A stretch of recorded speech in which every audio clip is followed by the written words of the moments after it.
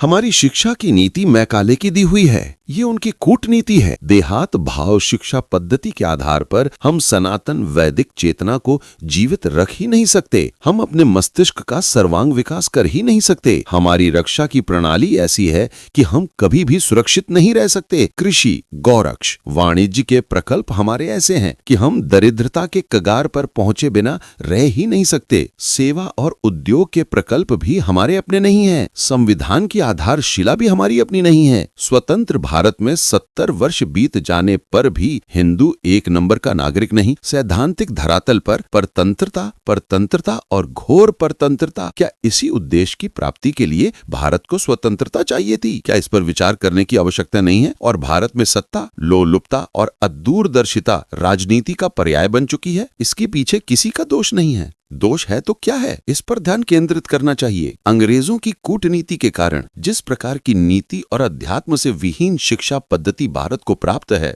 उस शिक्षा पद्धति के आधार पर ही जिन व्यक्तियों का हृदय और मस्तिष्क बना है, उस हृदय और मस्तिष्क से युक्त व्यक्तियों के द्वारा संभव ही नहीं है कि भारत को भारत के रूप में उद्भाषित किया जा सके या भारत के मौलिक स्वरूप को समझ भी सकें। इसलिए विकास के नाम पर वही मार्ग अपनाया जाता है जिससे हमारे अस्तित्व आदर्श का विलोप होता है। अंग्रेजों की कूटनीति थी, अरे तुम्हारे पूर्वज जंगली थे, वनवासी थे। हमने उनकी कूटनीति को कूटनीति न समझकर यथार्थ समझ लिया। गांव वाले भागने लगे नगर की ओर, वनवासी वन को छोड़कर भागने लगे नगर की ओर। गांव में भी संयुक्त परिवार नहीं रह गया, वन में भी संयुक्त परिवार नहीं रह गया, महानगर में तो संयुक्त परिवार रह ही नहीं सकता। संयुक्त परिवार विहीनता के कारण सनातन कुल धर्म, जाति धर्म, वर्ण धर्म, आश्रम धर्म, कुल परंपरा, कुलाचार, कुल वधु, कुल देवी, कुल देवता, कुल गुरु सबका लोप हो गया। इसके लोप होने का अर्थ होता है कि मनुष्य को विकास के नाम पर केवल भोजन करने और संतान उत्पन्न करने की मशीन बना दिया गया। क्या इसीलिए भारत को स्वतंत्रता चाहिए थी? इस पर विचार करने की आवश्यकता है।